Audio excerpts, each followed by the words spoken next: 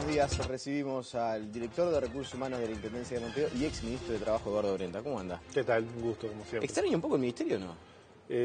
Yo diría que extrañar no, me parece que uno va asumiendo nuevos desafíos a la medida que el tiempo avanza. Y este es un desafío muy particular en una institución muy importante como la Intendencia de Montevideo, con 8.500 funcionarios, una realidad muy diversa, y donde el Frente además viene gobernando hace 25 años y por tanto tiene que hacerse cargo de lo que falta y proyectarse hacia el futuro, sobre todo en una mirada de un nuevo Montevideo, ¿no? Ahora, basándose en su experiencia, cuando pasan los conflictos que han habido, discusión presupuestal que siempre trae aparejado movilizaciones, ¿se logra poner en los zapatos de Murro? ¿Cómo se ve eso desde la experiencia de haber estado en el cargo? Yo creo que cada ministro tiene su impronta y sus particularidades para enfrentar situaciones de alta tensión, como las que se vivieron en todos los periodos de gobierno, ¿verdad? Cada uno encuentra la manera de vincularse, cada uno tiene una historia además. Y en ese sentido me parece que en esta coyuntura se han dado la confluencia de una situación económica que en mi opinión fue quizá un tanto exagerada en su momento respecto a lo que iba a suceder, una especie de profecía autocumplida, ¿verdad?, en lo que tiene que ver con las expectativas económicas. Eso generó una restricción. Luego el propio gobierno fue aclarando que en realidad estábamos ante una desaceleración de la economía, pero no estábamos muy lejos de la recesión y de situaciones que complicaran efectivamente la vida de la gente. Me parece que eso descomprimió y está permitiendo avanzar en la negociación, quizá a un ritmo. La negociación por lo general se desencadena sobre el final, ¿verdad? Por lo cual hay que esperar a ver cómo culmina esta ronda, la primera ronda, que es la más chica, ¿no?, de Consejo de Salario, la grande es el año que viene, y en ese sentido ver cómo se van produciendo acuerdos en el marco de las propuestas que ha hecho el Poder Ejecutivo, pero me parece que hubo al inicio una suerte de generación de una situación que desde el punto de vista económico nos anunciaba un escenario bastante más negro que el que realmente es, ¿no? Uruguay va a crecer en una región que está en una situación de desaceleración, de recesión en algunos casos, como el caso de Brasil. Vamos a crecer en ese escenario junto con Bolivia y algún otro país. Por tanto, yo diría que el escenario es de mucho cuidado, pero es un escenario positivo. Es algo bastante subjetivo, por cierto, y no todo el mundo de repente lo maneja, pero ¿cómo incide en la actividad económica y en las expectativas de la gente esa especie de microclima en el cual los mensajes que se lanzan de uno y otro lado terminan influyendo, ¿no? La generación de expectativas que le llaman los operadores económicos. Es un elemento clave la generación de expectativas, es como toman los actores económicos luego las decisiones que deben tomar, y en este sentido, cuando las señales son de que el escenario va a empeorar, lo que hay es una restricción, todos achicamos, digamos, ¿no? Y eso impacta en el empleo, bueno, impacta en muchos elementos, ¿no? Apuntaba un poco, por lo menos en el comienzo de la pregunta, realmente la entrevista por otro lado, pero me interesa a veces escarbar un poco en esto, en que la gente, el que está del otro lado, pueda vivenciar o de alguna manera conocer cómo se viven horas de tensión en conflictos sindicales, ya sea en la interna del gobierno, por parte de un ministro. ¿Qué son horas? ¿Le suena demasiado el teléfono? ¿No puedo dormir de noche? ¿Cómo se viven esas horas de máxima tensión? El teléfono no para de sonar, ¿no? El saber apagarlo en algún momento, pero hay situaciones, yo diría, de mucha tensión en algunos momentos, conflictos muy delicados. Yo recuerdo el conflicto bancario, por ejemplo, fue un conflicto difícil, entre otras cosas porque tiene un impacto global sobre el conjunto de la actividad económica y por tanto puede de alguna manera afectar la actividad de muchos sectores, ¿no? Los conflictos que tienen que ver con que pegan directamente a la gente, como la falta de combustible, el supergas, todos esos exigen una actuación inmediata, buscando sobre todo generar confianza en los actores, ¿no? Me parece que esto es muy importante. Creo que en el gobierno anterior, y me parece que en se está trabajando en la misma línea, está claro que se está buscando un equilibrio, digamos, tratando de que las partes no se perjudiquen a sí mismas, ¿no? Eso es una tarea difícil, ¿no? ¿Dan ganas de irse en algún momento? De máxima atención, así decir, bueno, ¿qué estoy haciendo acá? Uno tiene un compromiso histórico, ¿no?, que es un compromiso de vida, va más allá de una circunstancia particular.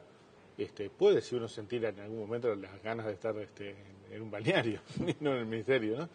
pero cuando uno tiene un compromiso con un proyecto político que en definitiva trata de beneficiar y mejorar las condiciones de vida de la gente, difícilmente sientan las ganas de dar un paso al costado, ¿no? Y con la mano en el corazón, si le hubiera tocado atravesar una situación como la del decreto de esencialidad, ¿se hubiera quedado en el cargo? Nosotros Esencialidad de la educación. Bueno, nosotros aplicamos... Sí. Bueno, después le iba a preguntar, porque justamente es para algo vinculado a la Intendencia que aplicar la esencialidad. Nosotros aplicamos la esencialidad con absoluta tranquilidad cuando entendíamos que estaba dentro del marco, obviamente nuestro equipo de asesores en materia de derecho laboral así lo entendieron, ¿no? Nunca tuvimos una discusión respecto a aplicar o no la esencialidad en algún área donde era notorio y claro que se afectaba la vida, la seguridad o la salud de la población. En el caso de la educación, lo digo esto con absoluta tranquilidad porque lo dije en toda la campaña electoral, nosotros entendemos que el marco jurídico era muy endeble y sobre todo que el efecto era muy complejo, ¿verdad? Porque uno puede sustituir, que es lo que habilita el decreto de esencialidad, cuando se producen situaciones en algunos sectores donde hay posibilidad de sustituir el servicio que brinda la empresa o esos trabajadores por otros.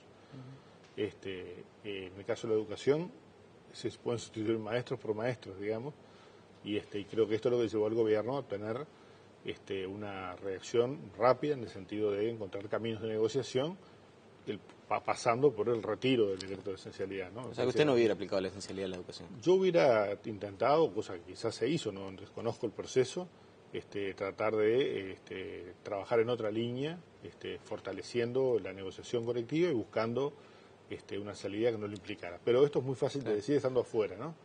Estando adentro es mucho más complejo. ¿Y alguien de ADEOM ahora le reprochó en algún momento el decreto de esencialidad por la limpieza? ¿Alguien hizo alguna declaración respecto a eso? Yo no ¿Declaración o mano a mano? No, mano a mano nunca, nunca mano a mano. Yo quiero destacar que el relacionamiento de la Intendencia con sus trabajadores y sus sindicatos es un relacionamiento, para mi gusto, mucho mejor de lo que yo creía que era posible. Hoy hay funcionando 7, 8 comisiones que abarcan diversos temas, desde la normativa vigente que hay que actualizar, hasta aspectos vinculados a los elementos de protección, los elementos de seguridad. El intendente ha comprometido recursos específicos para los temas de seguridad y salud, sobre los cuales hay mucha preocupación. Hay una comisión estudiando el tema de las carreras, de los concursos, de los ingresos y egresos.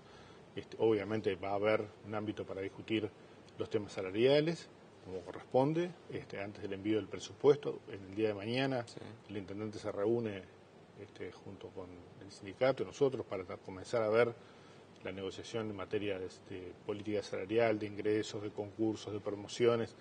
La Intendencia es una institución muy grande, ¿no? Tiene más de 8.500 funcionarios y realidades muy diversas, y en ese sentido me parece que no ha recibido ningún reproche, porque en definitiva creo que era claro, cuando se aplicó en 2010 el decreto de esencialidad, solicitud de la entonces intendenta Ana Olivera, que la ciudad de Montevideo estaba en una situación desde el punto de vista de la salud, en una situación efectivamente de riesgo, ¿no? Usted dice que el relacionamiento ha sido mejor de lo que incluso imaginaba, que ha encontrado por lo menos la posibilidad de trabajar. Sí, que eso no elimina la posibilidad de que haya conflicto. Claro, eso le iba a decir.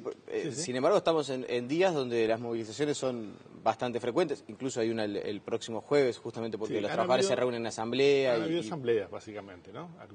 Había habido algún paro, asambleas destinadas a discutir originalmente la plataforma del gremio, luego va a haber una asamblea para discutir cómo reaccionar frente a la propuesta que en el día de mañana trataremos de avanzar lo más posible. ¿Y cómo se hace? ¿Hay margen de negociación? Porque acá estuvo hace algunas semanas Daniel Martínez y nos decían, y la idea es hacer un presupuesto que ya no se trabaje con déficit, va a haber que ajustar, va a haber que hacer recortes, y en ese escenario quizás no es muy fácil dar cabida a los planteos de los trabajadores, en el sentido de mejorar los salarios, de mejorar las condiciones, de aumentar la regularización de trabajadores. ¿Cómo se hace? ¿Qué margen hay de negociación? Hay un margen que es relativamente pequeño, que tiene que ver con la situación económico-financiera de la Intendencia. Hay reivindicaciones que pueden ser contempladas en el marco de una reorganización de la estructura municipal. La Intendencia tiene, en nuestra opinión, una cantidad de funcionarios que se ajusta a sus necesidades, por lo cual tenemos un escenario de funcionarios que se retiran, donde en principio no vemos mucha necesidad de reposición, creemos que con los recursos humanos disponibles podemos continuar trabajando. O sea que eventualmente va a haber menos ingresos que los retiros. Seguramente, sí. Y eso seguramente en el quinquenio va a achicar la cantidad de funcionarios. Yo creo que es probable que nos vamos a mantener en una plantilla algo inferior a la actual. ¿Algo inferior cuánto? No, muy difícil cuantificar, ¿no? Pero hemos resuelto, por ejemplo, que no haya retiros incentivados, como hubo en los años anteriores. La plantilla de funcionarios municipales tiene un promedio de 43 años de edad, es una plantilla relativamente joven para lo que es el Uruguay, por lo cual no va a haber retiros incentivados en este quinquenio. Vamos a tener algunos aspectos vinculados a demandas de los trabajadores de organización del trabajo que podemos contemplar. Esto no es solo plata, digamos, ¿no? También son algunas demandas respecto a condiciones de trabajo que creemos que son muy importantes para los trabajadores, y también tenemos un horizonte que de alguna manera coincide con la mirada que el Gobierno Nacional tiene de que el escenario económico va a tender a mejorar sobre el tercer año de la gestión de gobierno, del Gobierno Nacional me refiero, y esto también puede implicar una mejora en la situación de la Intendencia de Montevideo y por tanto un escenario también de cierto margen, no con el objetivo, yo diría, de aumentar sustancialmente los salarios, no estamos hablando de eso, sino por el contrario, de generar economías, ahorros, en donde haya gorduras, digamos, y al mismo tiempo generar una mejor distribución en el interior de los recursos humanos, tratando de mejorar la calidad de los servicios para la gente, porque en realidad en la Intendencia no es la relación de un trabajador privado con su empresa, aquí es el dueño de la empresa son los ciudadanos de Montevideo. ¿Y ya identificaron algunas áreas en las cuales notan que hay cierta gordura y que eventualmente puede haber reformas para mejorar los servicios, achicar un poco el costo? En algún momento se había hablado, también lo conversé con Daniel Martínez en anteriores oportunidades, quizás juntar algunas divisiones, trabajar de alguna otra manera para que, inclusive con el ingreso de tecnología también, se permita brindar un mejor servicio sin tantos trabajadores. Yo creo que hay una serie de proyectos que tienen que ver, por ejemplo, con el Montevideo Ciudad Inteligente, etcétera, que plantean la posibilidad de mejorar notoriamente la calidad de los servicios sin que esto vaya de la mano de un crecimiento sustancial de la plantilla de funcionarios. No quiere decir con esto que vamos a despedir a nadie, ¿no? Esto no está planteado. Creemos que estamos trabajando sobre un manejo adecuado, por ejemplo, de las horas extras, que era un mecanismo bastante utilizado. Todos sabemos que desde 1990 la Intendencia tiene una carga horaria para los trabajadores no profesionales de 6 horas y de 4 horas para los profesionales. Esto es una carga horaria, en mi opinión, excesivamente estrecha, digamos, pequeña, y por tanto genera otros mecanismos, como mecanismos de extensión horaria y demás, que obviamente tienen sobrecostos importantes. Yo creo que hay que trabajar en este quinquenio con mucha tranquilidad. Ha habido un movimiento importante en la carrera funcional. Esto significa que los trabajadores ven un horizonte de mejora también, por la vía de los concursos internos, de mejora de su situación.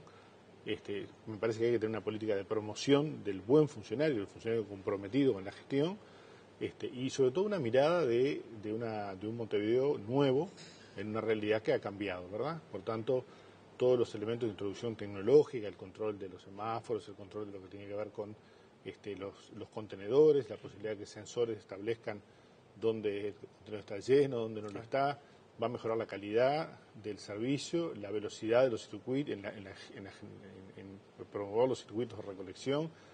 Va a haber una inversión muy importante, no solo por la inversión presupuestal, sino por algo que esperamos se logre concretar con el apoyo de votos que no son del Frente Amplio, porque se necesitan 21 votos, que es el Fondo Capital. Si el Fondo Capital se concreta, cosa que estamos convencidos se va a hacer, porque es un beneficio importantísimo y una demanda notoria de la ciudad, yo creo que vamos a asistir en este quinquenio a una transformación muy grande de Montevideo, ¿no? Si uno piensa solamente en el eje de la Avenida Centenario, sin el mercado modelo, con el Ante la Arena, con la Avenida Centenario llegando a las puertas del Hipódromo de Maroñas, solo en ese pedacito, ¿no?, de Montevideo se da cuenta de los cambios importantísimos que pueden haber, ¿verdad? Me interesa el tema de las horas extras. En algún momento en campaña, me acuerdo, desde la oposición se decía, bueno, se pagan 1 millón de horas extras solamente en el área de limpieza. ¿Cómo se hace para...? No, eso no es así. Se pagan en total unas 700.000 horas extras en todo. No era ni siquiera... No, porque en el servicio de limpieza hubo un cambio por el cual se estableció un régimen es conocido como 6+2, que hace que los trabajadores con una compensación adicional, y que no es una hora extra, trabajen 8 horas, ¿verdad? Me refiero a los funcionarios que trabajan en el circuito, claro, o sea, en los camiones de recolección. Luego sí hay un porcentaje importante de horas extras que creemos que es posible abatir, no solo con mejoras desde el punto de vista tecnológico, sino también mejorando la eficiencia y la calidad de los servicios. Estamos trabajando sobre el expediente electrónico, estamos trabajando sobre una ventanilla única de atención al público, para que la gente no deambule por la Intendencia de Montevideo tratando de realizar un trámite, sino que logre concentrar todos los procesos en un solo lugar, que va a estar establecida en el ala que está sobre la avenida Gido, sobre la calle Gido, y va a estar operativa no más allá de los primeros meses del año próximo. Quiere decir que va a haber un conjunto de posibilidades de mejorar la calidad de los servicios con la plantilla de funcionarios actual, lo cual va a redundar en un beneficio sustancial. Y usted hablaba de lo estrecho de la extensión horaria de los trabajadores de la Intendencia. Es verdad que fue Tabaré Vázquez quien, cuando asumió la Intendencia, instaló ese nuevo régimen horario. Habría que pensar, usted decía con tranquilidad, quizás en modificar eso, quizás no para los funcionarios que hoy estén desempeñándose, pero sí para los nuevos ingresos, o sí para los futuros trabajadores, que quizás el horario no sea de 6 y 4 horas, sino que ya se habla de una jornada de 8 horas. Bueno, de hecho ya algo de eso se ha hecho en la gestión de Ana Olivera, se ha hecho también que la jornada laboral esté en el marco del mapa laboral que la Intendencia establece, ¿no? El empleador es quien determina la jornada, aquí no hay una jornada de lunes a viernes, la Intendencia atiende problemas de domingo a domingo. Con los inspectores de tránsito hubo un problema. Exactamente, con los inspectores de tránsito se ingresó un conjunto de funcionarios con un régimen diferente, ¿verdad?, para rotar los descansos y por tanto reducir la cantidad de horas extras que se pagaban. Yo creo que la decisión del año 90 respondía a una realidad totalmente distinta, de funcionarios municipales que eran el escalón más bajo de los funcionarios públicos, donde no había recursos. Recordemos cómo recibió Tabaré Vázquez la Intendencia de Montevideo, ¿no?, en un escenario absolutamente fundida, sin posibilidades de otorgar ningún estímulo a los funcionarios. La única posibilidad fue justamente una reducción de la carga horaria. Hoy estamos en un escenario distinto. Los salarios municipales no son quizá los salarios top de la gestión pública, pero están ubicados, yo diría, de media tabla hacia arriba, digamos, por lo cual hay posibilidades de lograr una respuesta mejor de los funcionarios si hay interacción, ¿verdad? Si se reconoce ese esfuerzo también, y uno ve que esto no solo está asociado a los recursos económicos, está asociado también a una actitud de la administración, del propio intendente, que ha recorrido buena parte del Palacio Municipal, se ha contactado directamente con los funcionarios, recibe a los funcionarios. Esta es una intendencia de puertas abiertas para los ciudadanos y también para los propios trabajadores, y de hecho hay un diálogo fluido en este sentido. Creemos que ese proceso, no hay que pensar nada en ese sentido en transformaciones de shock, no hay necesidad de trabajar en esta línea, sí en la parte de infraestructura, ¿no? De ahí sí necesitamos un shock, y es muy importante que estos 21 votos estén para lograr obras tan importantes como la Rambla del Cerro, o las tan importantes como la Unidad Alimentaria de Montevideo, etcétera. Usted ha hablado del compromiso de los funcionarios, y realmente hay veces que hay propuestas que a uno le llaman la atención. Y los funcionarios de ADEOM han insistido, por ejemplo, en reclamar un cupo de nuevos ingresos para hijos o familiares de funcionarios que ya están establecidos en la Intendencia. Es decir, como que haya por lo menos un porcentaje de los nuevos ingresos de gente que tenga una vinculación familiar con los actuales funcionarios. ¿Eso es viable? ¿Corre? ¿No corre? Ya fue derogado eso. No existe. No, pero sigue siendo una reivindicación. Bueno, sigue siendo una reivindicación de ADEOM, como también lo es, por ejemplo, la remunicipalización de los servicios de limpieza del centro de Montevideo. Yo creo que hay una plataforma de ADEOM que de alguna manera es la plataforma histórica, ¿verdad?, a la cual se van agregando de alguna manera elementos nuevos de la coyuntura por las transformaciones que tiene la realidad del mundo del trabajo, y particularmente del trabajo municipal, que hoy, por ejemplo, nos lleva a atender situaciones que son de alguna manera de superponer, digamos, servicios municipales con servicios nacionales, ¿no? Acabamos de transitar por un proceso por el cual el programa de nuestros niños, que fue un programa emblemático en su momento, que tiene que ver con la atención en la primera infancia, hoy ya coordinadamente está pasando al INAU, de la misma manera que otras políticas sociales tienen que ser coordinadas con el gobierno nacional, porque surgieron cuando el gobierno nacional discriminaba notoriamente a la Intendencia de Montevideo, cosa que los gobiernos nacionales del Frente Amplio no han hecho con las intendencias que no son de su signo político, ¿no? Pero entonces no corren esa propuesta, por más que esté en la plataforma. No, ese planteo no corre, nos parece que no existe ningún elemento que pueda sostener que un hijo de un trabajador municipal, salvo situaciones de pérdida de la vida en el trabajo, que esas son de consideración, no hay ningún elemento que permita pensar que tenga más derecho que cualquier otro ciudadano de Montevideo, ¿no? Eduardo Brenta, le agradecemos su presencia esta mañana aquí en Tele Buen Día. Seguiremos conversando porque esto va a dar para largo. La pausa y seguimos con muchas más noticias.